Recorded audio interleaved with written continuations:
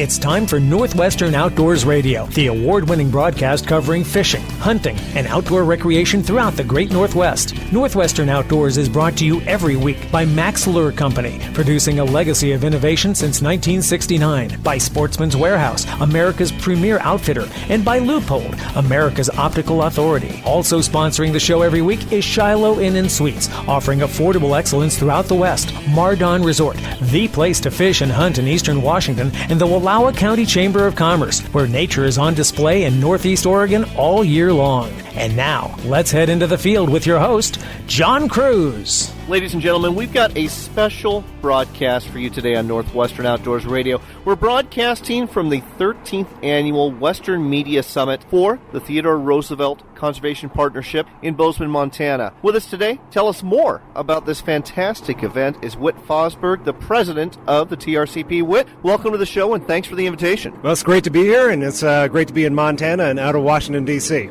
I understand completely. Let's talk about this Western Media Summit. What's it all about? Why does the Theodore Roosevelt Conservation Partnership put this on every year? Well, I think it's important to understand sort of the history and our mission. We were created in 2002 to bring together the collective voice of the hunting and fishing community in federal policy. You know, there are 40 million folks out there that hunt and fish, yet often our policies are ignored in Capitol Hill and administration policies, and we were created to try to amplify that voice. And part of that is getting the media engaged. And a lot of these issues that we're talking about are very complicated. You can't really talk to the media in terms of press releases or, quick phone calls or things like that. We get them out here. We spend 3 days. We go out and look at things on the ground. We do panel discussions. We bring in the experts. We bring in the policymakers. We let the media ask the questions. We bring our partner organizations in. At the end of the day, we hope that all the media are far better informed about the big issues affecting a sportsman. They know who to turn to ask if they have more questions. You know, there's some really weighty issues being discussed here at this media summit that we're going to be sharing with folks here on the show today. One of them for a future edition is the future of sage grouse and the potential listing of the species as an endangered species and the implications of that, but also the collaborative work being done by both federal and state agencies. It's really an eye-opener and something people ought to be pretty happy about. Well, I think so. And I think one of the things we're going to talk about with the sage grouse is really not only what the federal government is going to do, but also what is happening right now on the ground through cooperative efforts from the states, the feds, private landowners to restore that species. And it's not just the sage grouse. It's things like mule deer, pronghorn antelope, a variety of other species. So it's not just a scary story about a dark helicopter coming over the horizon from Washington, D.C. It's about what some federal incentives are doing, really collaborative stuff out here on the ground. And we'll take a look at, that, and as well as what, the threat from the feds might be. Not only that, we actually got to go out on the ground here and get to see what conservation dollars are used for when we visited with a local land trust here in the Bozeman area, where some great work is being done to, number one, improve habitat for wildlife, and number two, keep access open for sportsmen. Well, we got to make sure that, conservation is not some sort of abstract principle. It's really important not only for those of us who get, stuck into the Beltway bubble, but also for the press, for our partners to get out on the ground, kick some dirt, see some streams, see some of the conservation work that is happening. I mean, ultimately, that is what it's all about. It's about affecting conservation on the ground in local places. It's not about passing some bill in Washington. Last but not least, there's a real threat to our public lands. We're going to be talking to Joel Webster with TRCP about this in just a little bit, but it's not to be understated, is it? No, I mean, it's a huge deal. I mean, you're starting to see more credibility to this notion that somehow the federal lands are not something we really want to have, and we ought to either transfer them to the states or just sell them off outright. Now, it's important to understand that, one, the federal lands are the economic backbone of a lot of these western communities, and no place is that more true than Bozeman, Montana, where we are today. We're going to be meeting at Sitka, we're going to be meeting at Sims, some of these companies that have moved to this part of the world, not because that's the greatest train corridor. It's because they have great public lands. They have great hunting and fishing. This is a place where their employees want to live. And you look at the economy around here and it is booming. And that's because of this outdoor recreation economy. And if we were to get rid of the federal lands, you'd be cutting that off. Also, in terms of hunting, almost 75% of the hunters in the West hunt on public lands. If those are not public lands, if they're not open to hunting and fishing, largely that sport is going to go away. Well, there you go, folks. All of that is coming up on this broadcast. Not only that, we've also got our regular segments of our extended Max Minute with Lance Mers. We've got our edition of Sportsman Spotlight and our weekly trivia question and $25 gift card giveaway from Sportsman's Warehouse. Whit, thanks for hosting us here at the Western Media Summit. Can't wait to share all this information with our listeners on Northwestern Outdoors Radio. Well, it's a treat to have you here, and thank you for having us on. Leupold Gold Ring Optics are built to perform at the highest level, shot after shot, year after year. Our rifle scopes, binoculars, spotting scopes, rangefinders, and more always come through when you need them most. That's why our American-built products have a lifetime guarantee. Or as we like to say here at Leupold, they are guaranteed for a lifetime of performance, not a lifetime of replacement. Find out more about our top quality gear and our lifetime guarantee at Leupold.com. Leupold, America's optics authority. Have you fished with Nate Luther before? He's the guide who's always catching fish out of his big boat painted in Seattle Seahawks blue and green. Nate grew up around Lewiston, Idaho. He has been fishing the Snake River and the Clearwater for as long as he can remember, and he wants to take you out on a trip where you can catch Chinook salmon to 25 pounds or steelhead up to 20 pounds. Here's how you do it. Go to his website, NateLuthersGuideservice.com. That's NateLuthersGuideservice.com, or give him a call at 208-503-9204. That's 208-503-9204 for an awesome Chinook salmon and steelhead catching adventure. Backcountry hunters and anglers, the men and women working hard to keep public lands in public hands. Check us out at backcountryhunters.org.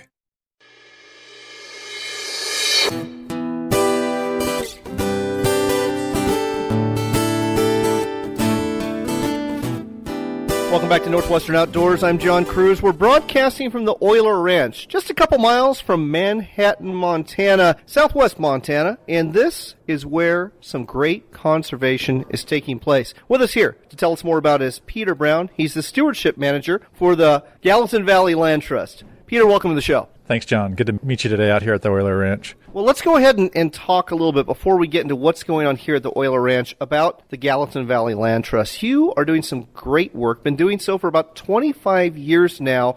Tell our listeners what you've accomplished out here in southwest Montana, basically around Bozeman. Yeah, we're based in Bozeman, Montana, and our organization's been around 25 years, like you said, and we work on trail corridors for public access trails around our community, which is Bozeman, Montana. And then we also work with private landowners to establish conservation easements on their farm or ranch properties in a 3-county region right around Bozeman, about a 70-mile radius of Bozeman. And those private land conservation easements are a tool that we have used for 25 years to help protect farm and ranchland properties from development that would fragment or hurt that habitat that might exist on that property. Well, let's talk a little bit about what a conservation easement is. It's a term I think a lot of people have heard, but they may not necessarily understand. Yeah, conservation easement is a tool that we use to incentivize landowners to protect that property from development by diminishing the development rights that exist on that property. So development rights meaning subdivision rights of fragmenting that land into small parcels and building a number of houses, which would take those habitat and wildlife values away. So conservation easement has an incentive that we talked about just briefly, and that incentive is generally based through the tax code. And that tax code incentive is an federal income tax benefit to the landowner that establishes the easement on that property. Gallatin Valley Land Trust has also established a number of funding programs that we've been able to purchase a portion of that conservation easement value. So in some unique cases where you've got a high-valued wildlife property or agricultural property, we're actually able to purchase a portion of that conservation value, which brings cash back to the family in their model. So helps them pay down some bills or retire, whatever it might be that they need. So you've done this with 94, about to be 95 different properties. How much land has your land trust been able to basically conserve at this point? Yeah, through those 94 conservation easements, we've protected just over 43,000 acres from development in exchange for a conservation easement that restricts the development in perpetuity, meaning that land will always stay as a farm or ranch property, regardless of who owns it in the future. Let's drill down and talk a little bit about the Euler Ranch itself. So it was originally homesteaded in the 1860s, and the Euler family basically in 2003 approached the land trust and said we might be interested in doing this. What happens next? Yeah, so in 2003, we started talking to the old generation that was still on the ranch at that point, and they were interested in protecting their legacy and vision. They were also seeing a significant amount of development encroach upon their ranch from all sides as the Gallatin Valley area developed. And so we started the conversation with them, and it seemed like their family needed to seek some funding sources that might potentially incentivize them to accomplish this easement. And so we went to work over a 3-year period of time and sought a variety of funding sources, private and public funding sources, which then were able to purchase a portion of that conservation easement value from the family. When that occurred, that protected that property from development, and it also expressed the legacy and vision that older generation really wanted to preserve on that property. This is basically a 600-acre property that goes along the Gallatin River and also a couple of creeks, but it's been heavily used. I mean, there was a sawmill here. There was cattle that were run on here for years. There's the ranch house itself that's here. So it's not exactly pristine condition. But a new owner comes on board, and he's been working with the Land Trust and with other agencies to really turn this back into some great wildlife habitat. Tell our listeners about that. So the Euler family owned the ranch for another 7 or so years after the easement was placed on it, and then the next generation decided that they needed to sell the property to divide it amongst the 4 children that remained in the family at that point. And at that point, Mike Ellig, a local outdoor manufacturer, came up to them and, as an old family friend, decided he wanted to purchase the ranch because he saw really what he terms as a diamond in the rough. The historic ranch practices and the sawmill and things like that had degraded the habitat to an extent that just needed a little bit of care and thought put into it again. And he brought that to the ranch. So you and Mike gave us a tour of this ranch today, and he is really invested in doing some work. What are some of the things he's doing to make this some great habitat for some of the white-tailed deer we saw, the sandhill cranes, the waterfowl, and other species? Yeah, Mike is really interested, first of all, in restoring Randall Creek, which is a small spring creek on the property that had been degraded by grazing practices and a few other things over the years, sedimentation from surrounding properties. And so now he's looking at a stream restoration project on Randall Creek, which will restore it to be a brood-rearing habitat for the West Gallatin River. He's also got a lot of other water resources on the property that he's going to look to enhance as well, namely a couple of wetlands that have been either cropped and or grazed over the years. And so by taking the grazing off of those wetland areas and bringing some water back into that, he's going to be able to enhance those for wildlife purposes and habitat. That's going to enhance it further for the species that still do exist here. We've got black bear, moose, elk, white-tailed deer, mule deer, a variety of songbirds that nest on the property, many waterfowl species, including wood ducks and gadwall, and as was mentioned, sandhill cranes and a variety of birds of prey as well. So it's a really unique, rich property. You're listening to Northwestern Outdoors Radio. We're talking to Peter Brown. He's a stewardship manager with the Gallatin Valley Land Trust, doing some great work here in southwest Montana near Bozeman. Another component of this is that this conservation easement and the work that's being done here is not just benefiting the wildlife, it's also benefiting hunters and anglers because he's opening part of this up for hunters and anglers. Yeah, the conservation easement, when it was established, has a public access component that's written into it. That was because one of the funding sources that we sought was interested in purchasing that public access component. And also the Euler family, who originally established the easement, was very interested in continuing to allow the public to have some amount of limited access to the property for both hunting, fishing, as well as other recreational pursuits. And that ends up being a 200-acre section of the property on the east side of the Gallatin River, which has open access. So again, Peter, you've got this great public access component here, and these are people that, are doing some waterfowl hunting, and they're also doing some fishing. What kind of fish are found here at Euler Ranch? Yeah, so this is a wild fishery here on a river in Montana that has populations of brown trout, some brook trout limited, rainbow trout, as well as the other species of whitefish and suckers and things like that are not necessarily game fish. But yeah, it's so rainbow, brown trout, brook trout are the species that most people catch in this river system. And again, we mentioned there's waterfowl hunting that takes place here, and there's also public access, not just here on the ranch itself, but public access to state land beyond it. Yeah, that's an interesting component of this property and the unique public access on the east side of the river is that it abuts and is adjacent to a Montana State Trust land, which is also a public land component here in Montana that has open public access throughout the year for hunting, fishing, and recreation of all sorts. So this unique access actually allows the recreating public to cross the Euler Ranch property and access an additional 480 acres of public land that previously was inaccessible before this conservation unit was established.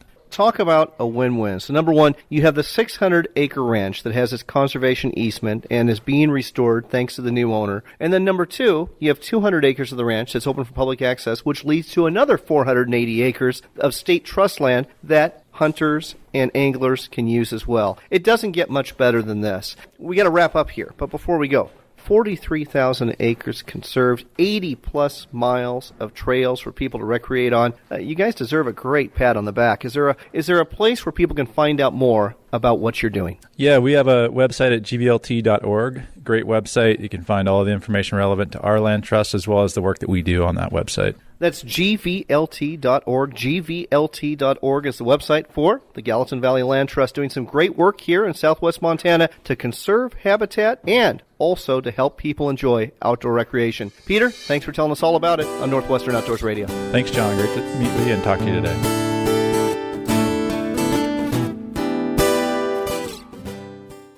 Leupold Gold Ring Optics are built to perform at the highest level, shot after shot, year after year. Our rifle scopes, binoculars, spotting scopes, rangefinders, and more always come through when you need them most. That's why our American-built products have a lifetime guarantee. Or as we like to say here at Leupold, they are guaranteed for a lifetime of performance, not a lifetime of replacement. Find out more about our top-quality gear and our lifetime guarantee at leupold.com. Leupold, America's optics authority.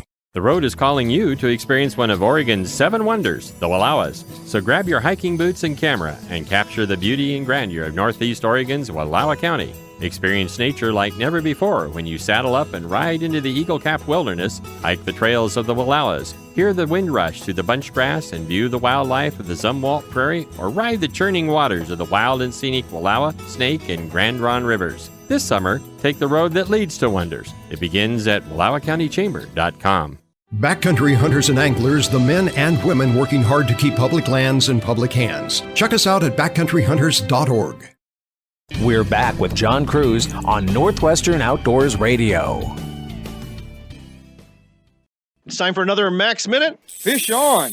Brought to you every week by Max Lure Company. Now, if you're an angler like me, you wouldn't be caught dead on the water without a fashionable ball cap. Or, in my case, sometimes a ratty-tatty and not too fashionable. But if you want to be looking good, you might want to consider getting a hat from Max Lure Company. With us here to tell us more about them, Lance Mers. You know, John, we just got a big shipment in. No more of the traditional hats that we had in the past. They're brand new colors. They're brand new designs. So go to our website, check them out. I've actually always loved the different colors and designs that Max Lure comes out with their hats. Again, I'm not the most fashionable guy, but at least I can pretend I am when I'm wearing the hats that you have to offer. So I got to ask, the hat I'm wearing, beautiful hat for at least 3 seasons, but what about summer? Do you have any hats for the summer? Mesh hats that breathe really well, lightweight? Absolutely. We've got a gray mesh hat. You know, the other good thing about this, too, is the logo's awesome. Oh, yes. Who doesn't like this logo? This is a very nice logo. Like I said, if you're a Max Lure fan, well, like Lance and I obviously are, and you want to go ahead and show your support for the company and have a hat to keep that sun out of your eyes and see into the water better, go ahead and check out the website. It's maxlure.com. Maxlure.com. Just go to the apparel section, look at the hats. There's a whole bunch to choose from, and go ahead and place your order. And you, too, will be looking good on the water sooner than you think. That wraps up our Max Minute for this week. You won't find these at your local sporting goods dealer, so find out more about them at maxlure.com. It doesn't matter what sort of adventure you're after, whether it's big game deep in the backcountry, a day of fishing out on the water, or an overnight in the great outdoors. At Sportsman's Warehouse, we've got the gear in here for what you need out there. Gear up for your next adventure at one of the Sportsman's Warehouse stores or shop online. Sportsman's Warehouse, America's premier outfitter.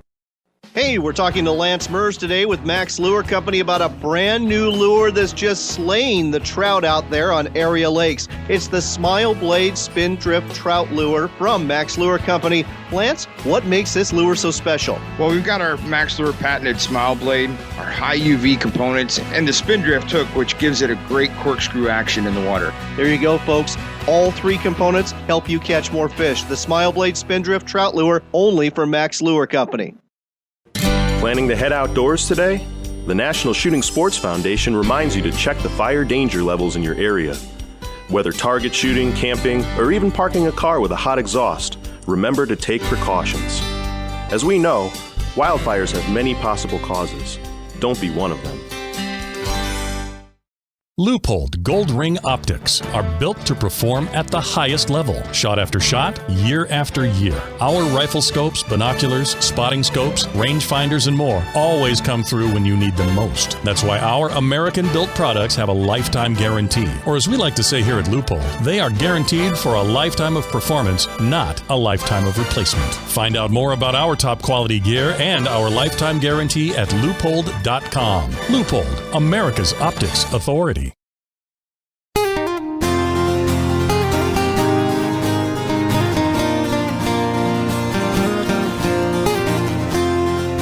Welcome back to Northwestern Outdoors Radio. I'm John Cruz. We're broadcasting from the banks of the Yellowstone River, not too far from Bozeman, Montana. That's where the 13th Annual Western Media Summit is taking place, hosted by the Theodore Roosevelt Conservation Partnership. And there has been a real big issue that has come out of this media summit, and that is the threat to our public lands. With us here to explain more about this threat is Joel Webster with the TRCP. Joel, welcome to the show. Thanks, John. I'm glad to be here. So, Joel, you've really made it apparent to me, but I want you to make it apparent to our listeners as well. Why are our public lands in peril right now? Well, basically, there's a fringe movement that is underway and all the way across the West in the 11 western states to transfer our public lands, like our BLM lands and our Forest Service lands, from the federal government to the states. And that might not sound like such a bad idea on its head, but when you look into it, the states have no resources to manage these lands, so it's really just a first step to privatize these lands, which would then take them out of public ownership and make it so sportsmen couldn't access them anymore. And if you look at, there's 193 million acres of Forest Service lands, there's 245 million acres of BLM lands. 72% of Western hunters depend on these lands for their access, and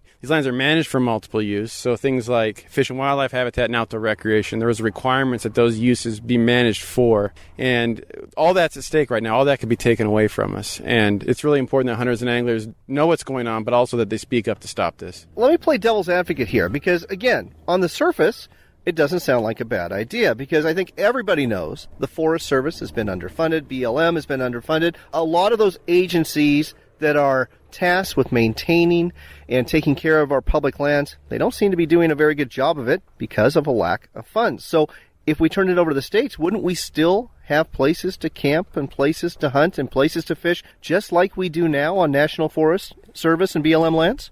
Well, not necessarily, because state lands are not managed for multiple use. They're managed for maximum profit. And so they actually have, they're required by the Constitution in each state to maximize the profit for a beneficiary. So things like fish and wildlife, hunting, shooting, camping, those kinds of things generally do not create maximum profit for those states. And so in the many states like, Nevada, Arizona, California, Montana, Wyoming, there's actually significant restrictions on use. The ability for folks to go and use those lands is much tighter. Let me name a couple examples. So like in Wyoming, you can't camp. In Arizona, recreational shooting, New Mexico, recreational shooting are both prohibited. In Colorado, you can't even hunt on 80% of their state lands. And so there's, across the West, if you look at almost all the states, those state lands have significant restrictions on things like hunting and fishing. But also, I think it's really important to point out that you think the federal government doesn't have money. The states most definitely do not have the money to manage these lands. And a lot of them have actually been doing some studies, and they're even finding that this same information, like we just can't afford them. And so what would happen is you'd have sort of the prime real estate lands, like your lake fronts, your river fronts, your beautiful mountain basins, those places where you go hunting for elk in September. Those would be the ones they'd sell off, for real estate development. And then you'd have your industrial lands that they'd retain some of those, but they'd be, completely industrialized. I should say not your industrial lands. You'd have your lands that have some sort of, profit capability, and they would. So like oil and gas or mining. That's right. Or even timber production, which, is a, definitely a viable use of national forest lands. And all those things are part of multiple use, but they're not the only use. And that's really a big distinction between state lands and federal lands. Is on federal lands, things like hunting and fishing and fish and wildlife habitat have a fair shake. Those are things that the agency has to manage for, regardless of whether or not they generate a profit. So think about this, folks. Again, if you want some examples, in Wyoming, you can't camp on state lands except for designated campsites. In Colorado, you can't hunt on state lands except for designated wildlife management areas. And you're thinking, well, what about Washington State? In Washington State, there's lots of areas. There is, but a lot of that land is owned by the Department of Natural Resources. And that falls under exactly what Joel's talking about here. It is managed for profit. Not only that, but if you take a look at the Washington State Park system, if you're wondering how the states would do managing this, they do horrible. Washington State Parks, their budget has been a wreck for years. It has been underfunded. Parks have been closed or under threatened closure for nearly a decade now. So you don't have to look far to realize that transferring management to the states, not a good idea. Not necessarily because of bad intentions on the state's part, but simply because they don't have the resources any more than the federal government has the resources. And I think you could actually argue that the federal government does have the resources. They're just choosing not to fund these agencies. I think that's correct. And here's the issue. There's some legitimate things that need to be addressed on public lands. Roads and trails are in disrepair. There's not enough active management taking place. Instead of, getting caught up in, there's some problems, let's get rid of these. Let's be like, there's some problems, let's fix them. And the real problem is Congress not doing their job. And if you look, my organization, TRCP, we work with hunting and fishing groups across the country to make sure that, decision makers are hearing from sportsmen, so they're actually doing things, in the interests of fish and wildlife and hunters and anglers. And really, this whole land transfer idea is just a distraction. And what we need to do is to get people focused on the fact that Congress needs to get back to work and start actually passing legislation that resolves problems and improves the management of our public lands. And if you look back at the last 100 years, the whole sort of fabric of Western hunting and fishing is sort of tied to public lands. And this is a real benefit to us. Anybody, regardless of their age or their income, can go and use these lands for hunting and fishing. And that's not something you can find anywhere else. And that's something we need to really,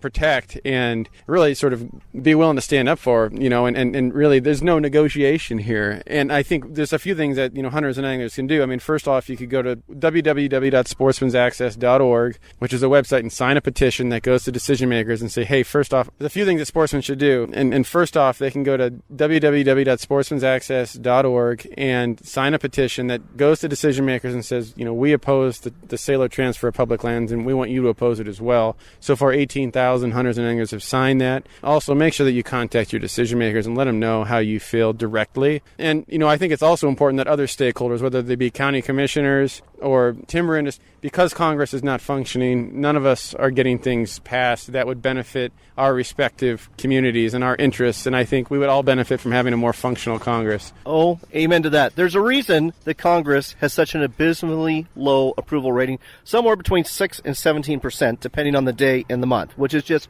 horrible. But let's talk about something else here. And again, folks, you're listening to Northwestern Outdoors Radio.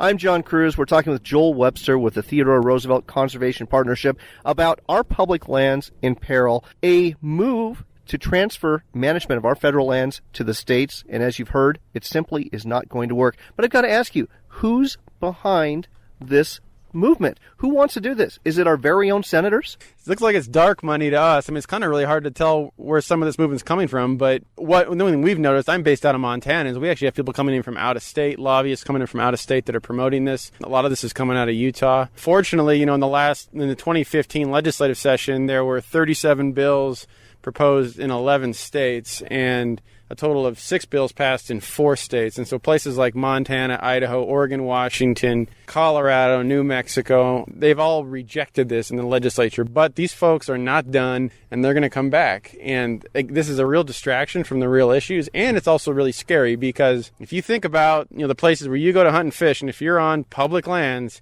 there are people that want to take that away from you right now. So we all need to sort of wake up and put a stop to this before it becomes more serious. The other thing to consider here, folks, is there was actually a non-binding vote by your senators. Lisa Murkowski, a Republican out of Alaska, introduced this bill to support the idea of selling off public lands, except for national parks and national monuments. And 51 senators agreed with this, including both senators from Idaho and one senator from Montana, who I believe has changed his mind since then. But the bottom line, folks, is that there's a lot of people that don't get how important our public lands are. And I'm not just talking about hunters and anglers here. I'm talking about if you like to go camp on our public lands, if you just like to go drive in the back 40 and enjoy the beauty that we're seeing here today near Yellowstone National Park, looking up in the National Forest here in the Beartooth Mountains, if you enjoy wildlife watching or any other activity on our public lands, you should be concerned and you should contact your decision makers. Those decision makers being your senators, your representatives, and yes, even your county commissioners. And what is that website again so folks can sign this petition, Joel? It's www.sportsmansaccess.org. That's sportsmansaccess.org, sportsmansaccess.org. Make your voice heard. Don't let our public lands get taken away. Joel, thanks for bringing this to our attention on Northwestern Outdoors Radio. Thanks very much, John. Glad to be here.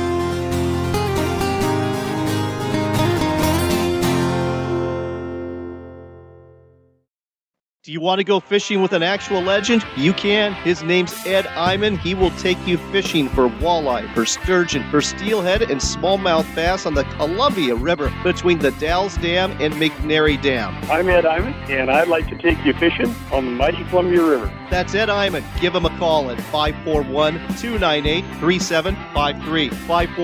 541-298-3753. Go fishing with Ed at 541-298-3753.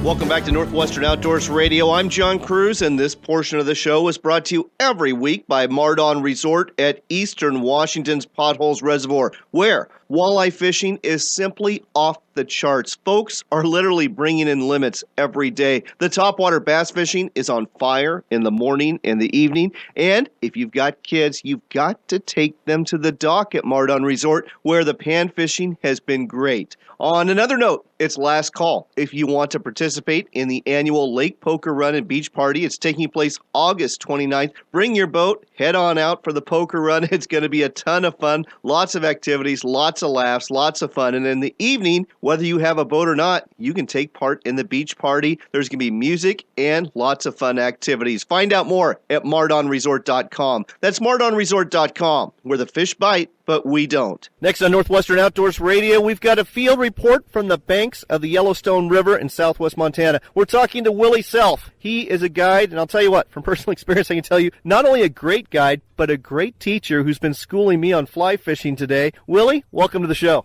Thank you. I'm glad to be here. Well, Willie, I'm glad you are here because you showed me and my friend Joel Webster an absolutely fantastic day on the water. We hooked into brown trout, we hooked into cutthroat, and we hooked into a whole bunch of whitefish under blue skies, perfect temperatures, and just drop-dead gorgeous backdrop of the Beartooth Mountains. I mean, what a day. Thanks so much. You're welcome. It's absolutely gorgeous out here today.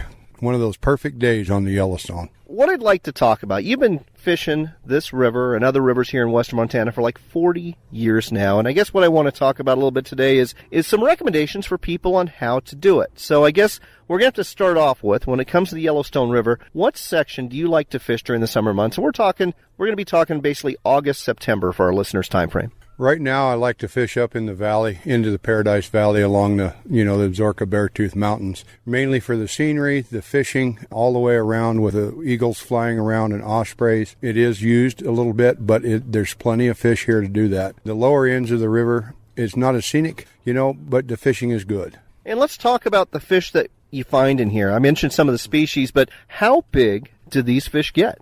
Yeah, a lot of times you don't know what you're going to get. You may hook into a 6-inch cutthroat, or you may hook into a 24-inch brown. You never know what you're going to have. The whitefish really make it, great because they're constantly eating and they fight well and they're great teachers. Well, they were a great teacher for me today, and I got taught a lot by these whitefish. Loved the heck out of catching them. Scrappy fighters, and some of them were really good size, too. Let's talk about techniques. You are a fly angler. I want to take out my spinning rod and bust out the MEP spinners. And he said, nope. Let's fish with flies. Glad we did because I had a blast. Why don't you go ahead and tell our listeners some of the things you told me. How do you like to fish the Yellowstone? You were doing some dry fly fishing, but you were doing some other fishing as well. Yeah, today we were using nymph rigs with a dropper off the back, a larger nymph with a smaller nymph out behind it, and it's been very effective. Most of the fish right now are moving into the faster, deeper water, so that's the way to go to them. But the other case is when we're dry fly fishing, we can fish the banks in certain locations over here, which is, the payoff is very good. I mean, you may catch a smaller cutthroat or you may catch a big brown, and you never know. But you get to watch the dry fly take, and that's what it's all about. Oh, we were absolutely cheering when Joel tossed one literally right up against the bank. And I've seen this sort of thing for bass fishing during the spawn when they're right up against the bank. But it was really interesting to me here in the middle of the summer that you're telling us cast right at the bank. And by golly, that's where the fish were. Yeah, it was pretty comical when Joel cast it, and he actually hit the rock, and it went about 6 inches, and the cutthroat had it, and that's what makes it exciting, when they bust off the bank like that and come and take the dry fly. It's all visual, and it's really surprising. The other thing too is when we're fishing down and dirty, when we fish with the bigger nymphs and the smaller things, the technique, of mending the line and doing that can really pay off, especially the way you set the hook. It's just as exciting as a dry fly, because your bobber's there 1 second and the next second it's gone.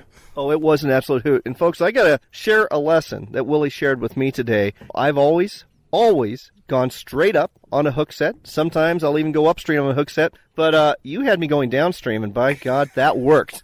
It was actually amazing the first time when you did that, John, and you actually trusted that technique, and you set the hook instantly. And that's those little things that we learn out here on the water, when we spend a lot of time out here, the little different techniques that make it easier for anybody. And I encourage people, if they've never fly fished before and they really want to come out and have a Montana experience, this is a place to come. I couldn't agree more. And folks, you're going to find this is not a really easy place to fish from shore. Yes, you can get down to some of the public access areas and do it, but you really want to fish this from a drift boat. And if you haven't fished it before, you're going to want to fish it with a guide. They're going to take care of the shuttles for you. They know the water. They know where the fish are going to lie. Trust me on this. You'll have a much more enjoyable day if you've never fished Yellowstone before, if you fish it with a guide for the first time. So, Willie, how can people get a hold of you so they can book a trip with you? It's simple. You can actually get a hold of me at williestroutworld.com. That's a quick and easy way, and drop me a note in there and I'll respond to it. You can also call me at area code 406-595-2777. And then another thing is you can actually get a hold of several of the outfitters out here and request me on a trip, and they'll get a hold of me. The guide, Willie Self. Reach him at 406-595-2777. That's 406-595-2777, or go to his website. It's williestroutworld.com. That's williestroutworld.com. I cannot rate this man highly enough. Come on out here, learn how to fly fish, or even if you're experienced, you're going to have a great day on the water with Willie. Willie, thanks again. I sure appreciate it. Thank you.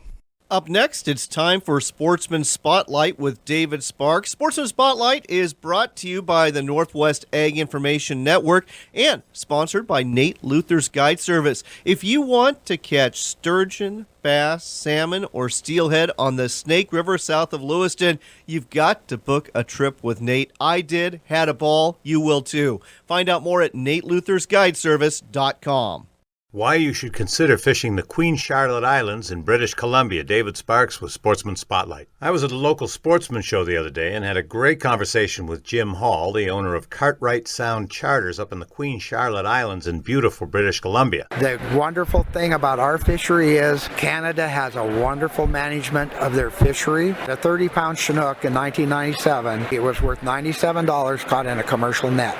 That same fish caught on a sporty line was $1,000. So they reprioritized who got what. First Nations, the Indians, always are number one. They moved commercial sport fishing from number 6 to number 2. So we don't have any commercial fishing for Chinook after the 30th of May. They get 50,000 units and then they shut them down. We open up, they don't fish in our fishery until September 15th, and then they get however many DFO decides is available based on how many have gone up the rivers. So we're a premier Chinook fishery, but we get coho, we get 6 lingcod, and most parts of Alaska only get 1 now for the whole year. We get 2 halibut, we get 10 rockfish, and 5 of them can be yellow eye, which you can't hardly get anywhere anymore. And you get 4 coho and 4 Chinook.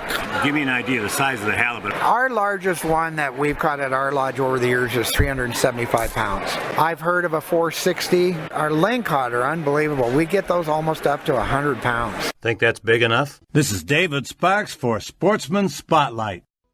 Have you fished with Nate Luther before? He's the guide who's always catching fish out of his big boat painted in Seattle Seahawks blue and green. Nate grew up around Lewiston, Idaho. He has been fishing the Snake River and the Clearwater for as long as he can remember, and he wants to take you out on a trip where you can catch Chinook salmon to 25 pounds or steelhead up to 20 pounds. Here's how you do it. Go to his website, nateluthersguideservice.com. That's nateluthersguideservice.com, or give him a call at 208-503-9204. That's 208-503-9204 for an awesome Chinook salmon and steelhead catching adventure. The road is calling you to experience one of Oregon's 7 wonders, the Wallowas. So grab your camping equipment and fishing gear and head out to Northeast Oregon, where you'll find the views are endless, the air crisp and clean, and the water's cold and clear. Set up camp by the shores of Wallowa Lake or in the heart of the Wallowa-Whitman National Forest. Take your fishing gear and cast your bait into the deep waters of Wallowa Lake, or roll your fly into one of the eddies of the many freestone creeks and rivers teeming with fish. This summer, take the road that leads to wonders. It begins at WallowaCountyChamber.com.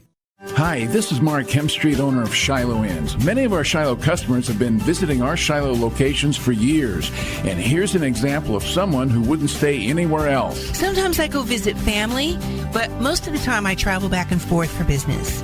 And the best part is that I always travel with my dog Lucky, and he's welcome at any of the Shiloh Inns. I love their beds, beautiful rooms, really clean.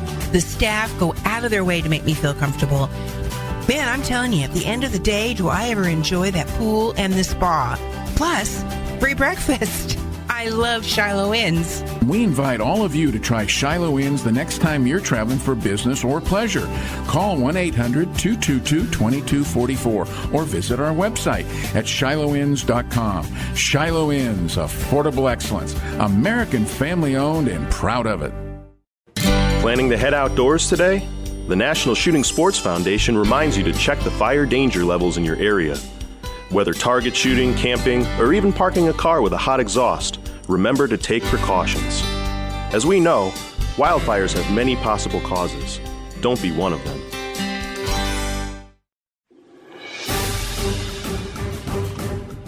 It doesn't matter what sort of adventure you're after.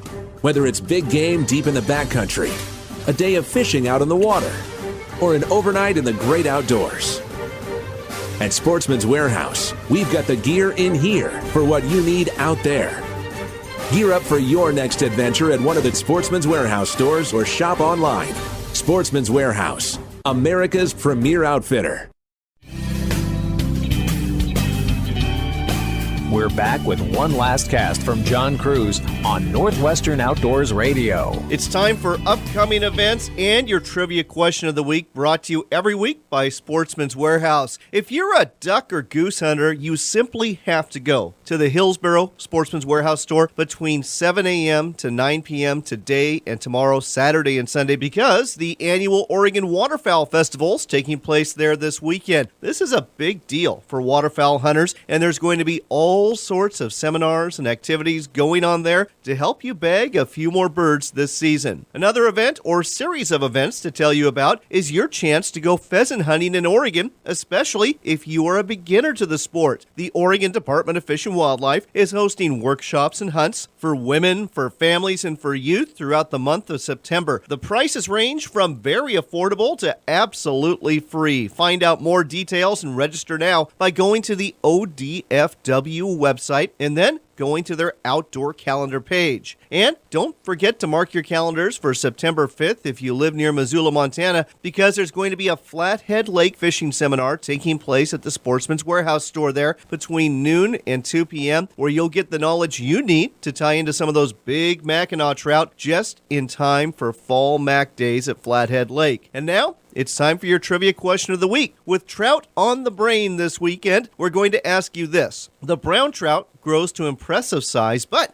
it's not from here in the good old USA. Nope, it was brought here from the old country and introduced in the 1880s. What is the proper and full name for these brown trout named after the country they were introduced from? Is it the English brown trout, the German brown trout, or the Austrian brown trout? Give us your answer on our Facebook page at Northwestern Outdoors Radio, and be sure to like our page as well and follow us, or you can answer through our website. Just go to our contact page at northwesternoutdoors.com. As a matter of fact, at northwesternoutdoors.com, you'll also find links to find out more about our guests, and in case you missed last week's show, we've got it there for you too. One person who guesses correctly is going to win a $25 gift card that we give away every week from Sportsman's Warehouse. Another website to check out is RenoViolaOutdoors.com. That's the home of WRVO Radio, an internet radio station dedicated to outdoors programming 7 days a week. We are proud to be part of the 33 program lineup there. That's RenoViolaOutdoors.com, the home of WRVO Radio. That's all for this week. We hope you learned a little bit about conservation and about the Theodore Roosevelt Conservation Partnership, which is doing some great work in this field here in the western United States. You can find out more about what they do and support their cause by going to their website at trcp.org. I'd also like to extend my thanks to Willie Self, that fabulous fishing guide who had the patience of a saint with my rudimentary fly fishing skills on the Yellowstone River. If you want to catch a bunch of fish like I did in a beautiful setting, look up Willie at williestroutworld.com. Until next time, take care, God bless, and make it a point to spend some time outdoors.